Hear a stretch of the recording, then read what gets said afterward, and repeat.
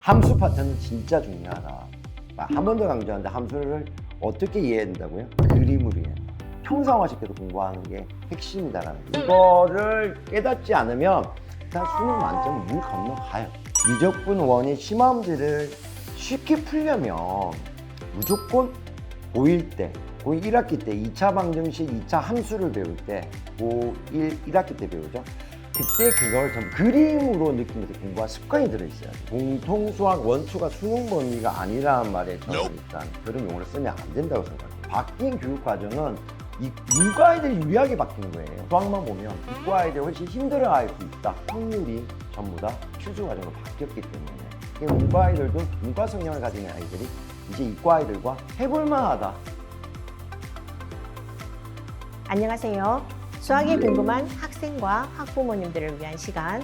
지난 영상에 이어서 수미사 대치관 콘쌤과 함께 수학의 핵심 포인트를 정리해 드리겠습니다. 콘쌤 안녕하세요. 안녕하세요. 수미사 콘쌤입니다. 지난 영상에서 고등수학 교육과정 중에서 가장 어려운 파트로 삼각함수, 미적분의 활용, 그리고 확률 파트를 짚어주셨습니다. 그런데 그 부분에 대해서 학부모님들이 궁금한 게 너무 많으셔서 그러면 하나씩 차근차근 여쭤보겠습니다. 네. 대수 파트에서 삼각함수 부분은 대부분의 학생들이 정말 어려워하는 파트입니다. 아까 말씀하신 것처럼 문과 성향의 학생들이 조금 더 어려워한다고 했는데 그 부분을 잘하려면 중학교 교육과정과 공통수학 1, 2에서 어떤 파트를 특히 잘 챙겨놔야 될까요? 아까 말씀드렸듯이 문과적 학생은 삼각함수 파트를 되게 어려워합니다. 일단 그 예비 과정으로서 중학생 때는 2학기 과정에 있는 중2, 중3에 있는 도형 파트 닮은 비 이런 건 크게 중요하지 않아요. 2학년 때 나오는 거. 오히려 3학년 때 나오는 삼각비 부분이 되게 중요합니다. 그리고 고1로 올라오면 고1에서는 도형의 방정식이 중요하고요. 그리고 역시 삼각 함수죠. 함수니까 당연히 중요하겠죠. 참고로 함수는 그냥 우리 그 입시에서 현 수학의 그냥 80%를 차지하신다고 생각하시면 돼요. 그래서 함수는 어디든 다 끼어요. 안 끼는 파트가 딱 확률하고 경우의 수, 명제밖에 없어요. 그렇게 생각하시면 된다고 생각하고 함수 중요하고 도형의 방정식 중요하고 그 다음에 중학교 2, 3학년 때 특히 3학년 때 삼각비가 중요하다 이렇게 말씀을 드립니다. 네, 기존에 수학 2라고 불렀던 파트 미적분 1에 대해서 말씀드리겠습니다. 저번에 이제 활용 파트가 어렵다고 하셨는데 이 미적분을 잘하려면 그러면 그 전에 뭘 잘 챙겨놔야 될까요? 미적분 1에 지금 활용 문제가 왜 어렵냐면 지금 현 우리 수능 체제에서요 14번, 15번, 22번 이런 문제들을 우리가 이제 공통수학 내에서 킬러가 나오는 파트인데 22번 같은 경우 항상 미적분 1에서 나와요. 그게 이제 우리 미분 활용이나 적분 활용이 거의 95% 이상 나오거든요. 근데 그 이제 14, 15번 중에 한 문제도 꼭 여기서 나와요. 즉 킬러가 나온 파트이기 때문에 오히려 어려운 거죠. 사실 여기 킬러 문제를 아이들이 잘 못 푸는 이유가 있거든요. 그 이유부터 벌써 말씀을 드리면 이 킬러 문제를 풀 때 아이들이 다 이게 수식으로 풀려고 해요. 그래서 이 킬러 문제가 풀리지가 않아요. 사실 우리 함수 문제라고 하면 전부 다 그래프 문제거든요. 그림만 그릴 줄 알면 사실 끝나는 건데 저는 그래서 수학은 그림이라고 생각해요. 예를 들어서 이런 게 있어요. 매일 우리 문장에 나오는 것 중에 어떤 fx는 다항함수란 말이 나오거든요. 다항함수가 뭐지? 다항함수라 하면 1차 함수, 2차 함수, 3차 함수, 4차 함수 등등 그 정의를 하는데 그림적으로 뭘 얘기할까? 쉽게 얘기할 때 지렁이를 얘기하는 거예요. 이게 뾰족하지 않고 꺾이지 않고 끊어지지 않고 연속적으로 부드러운 지렁이를 얘기하고 있는 걸 얘기한단 말이에요. 가장 자주 출제되는 미분 가능성 문제가 직관이 되는 건데 어떤 다항함수 그러면 꺾이지 않고 부드러운 지렁이구나 라고 느끼면서 공부를 해야 되는데 그렇지 않고 수식으로 공부를 하니 형상화가 안 되는 거예요. 연관이 안 되는 거예요. 그래서 공부를 할 때 미적분 1의 심화 문제를 쉽게 풀려면 무조건 고1 때, 고1 1학기 때 2차 방정식, 2차 함수를 배울 때 고1 1학기 때 배우죠. 그때 그걸 전부 그림으로 느끼면서 공부한 습관이 들어있어야 돼요. 심화 문제에서. 역시 고1 2학기 3단원이거든요. 함수와 그래프인데 말 자체가 옛날에 그냥 함수였는데 이제 함수와 그래프잖아요. 즉, 그 함수를 그림으로 느낄 수 있어야만 어떤 문제를 푸는데 가장 유리한 게 된다. 당연히 함수가 제일 중요한 선행 단원입니다. 근데 그냥 함수를 열심히 해서 킬러 문제를 못 맞춰요. 항상 그림으로 해석을 해라. 제가 진짜 참 안타까운 게 다항 함수하고 더하고 빼고 곱하기에도 항상 다항 함수가 나오거든요. 근데 그렇게 알면 아는 게 아니에요. 예를 들어서 지렁이하고 결혼을 해요. 그럼 메뚜기가 나오겠냐고요. 지렁이가 나오겠죠. 그런 식으로 다항 함수들끼리 더하거나 빼거나 서로 곱해도 부드러운 곡선이 나오겠구나. 이게 이미지화 시켜서 공부를 하는 것이 가장 키를 맞추는 핵심 포인트라고 제가 이 영상에서 말씀을 드리는 거예요. 이거를 깨닫지 않으면 일단 수능 만점은 물 건너가요. 이 부분은 꼭 알고 우리 학생들이 만점을 목표로 하는 학생이라면 항상 수학은 그림이다. 수학은 그림이다. 이거를 제가 다항함수는 지렁이다. 이렇게 제가 말씀을 드리고 싶습니다.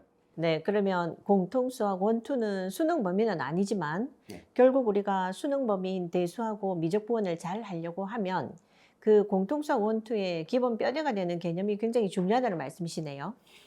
일단 우리 수석 원장님 말씀 중에 공통수학 원투가 수능 범위가 아니라는 말에 저는 일단 그런 용어를 쓰면 안 된다고 생각해요. 왜 그러냐면 대수나 예를 들어서 미적분 원이나 뭐 확률 통계나 전부 공통수학에서 그대로 가져오는 거예요. 앞번 조금 전에 제가 말씀드렸듯이 미적분 원의 킬러 문제 이런 문제들이 전부 함수에서 올라오는 거란 말이에요. 근데 함수가 어디서 배우죠? 함수가 바로 공통수학에서 배우잖아요. 그러니 실질적으로 위로 연관이 없는 과목은 우리 공통수학에서는 두 단원밖에 없어요. 1학기 제일 마지막 단원 행렬과 그리고 2학기 때 나오는 명제가 있어요. 명제. 집합과 명제가 있는데 이 집합과 명제와 행렬을 빼고는 전부 다 수능 과목이다라고 생각을 하셔야 돼요. 이게 되게 중요한 내용입니다.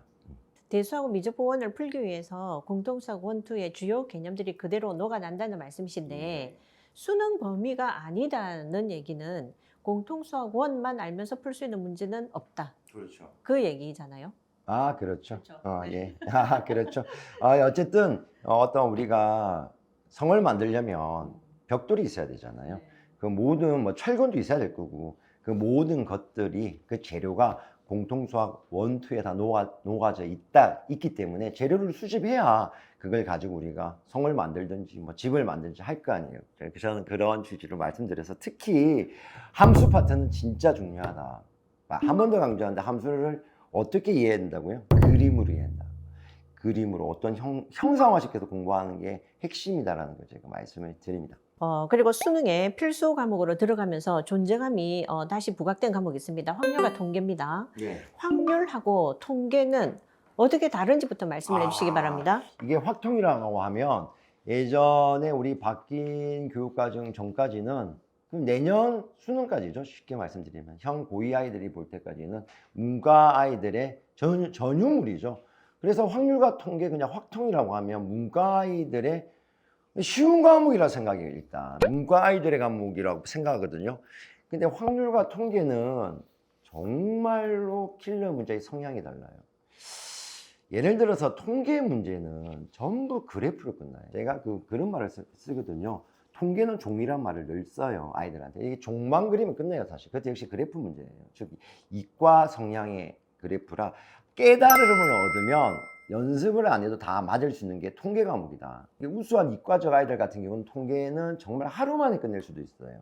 근데 이 확률은 그렇지가 않아요. 엄청난 꼼꼼함과 엄청난 노력과 엄청난 시간이 들어가요. 확률이라는 게 이거거든요. 전체 경우의 수분에 해당 경우의 수거든요. 즉 경우의 수를 꼼꼼하게 해야 되는데 결국 경우의 수의 문제란 말이에요.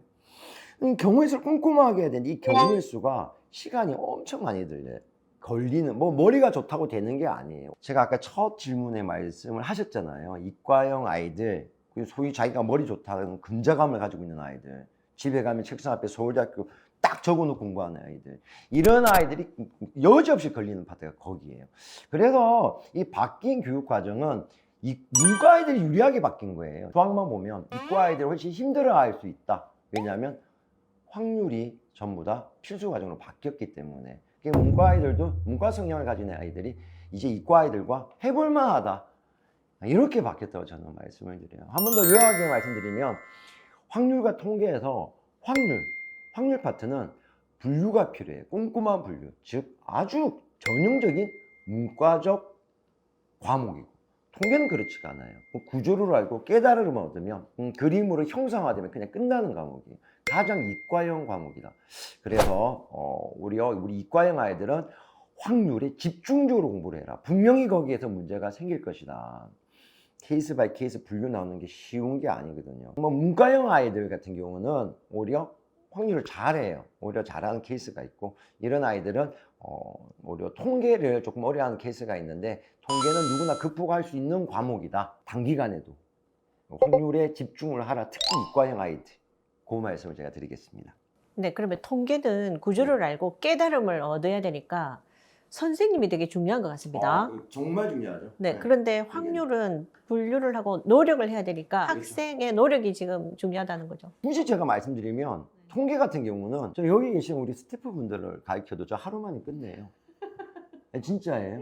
PD님들하고 해도 정말이에요. 근데 확률은 제가 한 달 내내 가르쳐도 확률 만점 못 받게 해요. 즉 집에 가서 본인이 노력이 엄청 요구되는 게 확률이다. 가장 많은 노력이 요구되는 게 확률이다. 통계는 정말 선생님 잘 만나잖아요. 그러니까 하루로 끝납니다. 정말. 옛날에 원효 대사가 뭐 해골물 먹고 뭐 이거 막 뭐 했잖아요. 그 깨달음을 얻었다고 뭐 그런 느낌의 통계는 그런 느낌의 어떤 학문이고 확률은 아주 많은 노력과 아주 많은 내공이 쌓여야 되는 학생들의 엄청난 노력이 필요한 그런 과목입니다. 그러니까 확률과 통계 사실 이번에 무려 특강을 한번 해요. 제가 확률이 이 파트는 기초도 필요 없고 뭐 자리가 만약에 예약이 되신다면 와서 이게 제가 듣기를 한 번에 끝나거든요. 그냥 자신감을 주는 그런 수업이에요. 숲을 보게 하는 수업이지 뭐 케이스 바이 케이스 나누는 것도 아니고 필기할 것도 없어요. 쳐다만 보다가 가면 그냥 전체 그림이 보이는 수업이니까 그런 수업은 제가 만약에 예약이 되신다라면 와서 듣기를 제가 진짜 추천을 드려요. 네, 모든 학생이 들을 수 있습니다. 확률과 통계 무료 특강 콘쌤이 하는 1회 수업을 신청하시려면 수미사 대치관으로 문의 주시기 바랍니다. 최고가 되려면 최고에게 배워라. 수미사가 항상 함께 하겠습니다.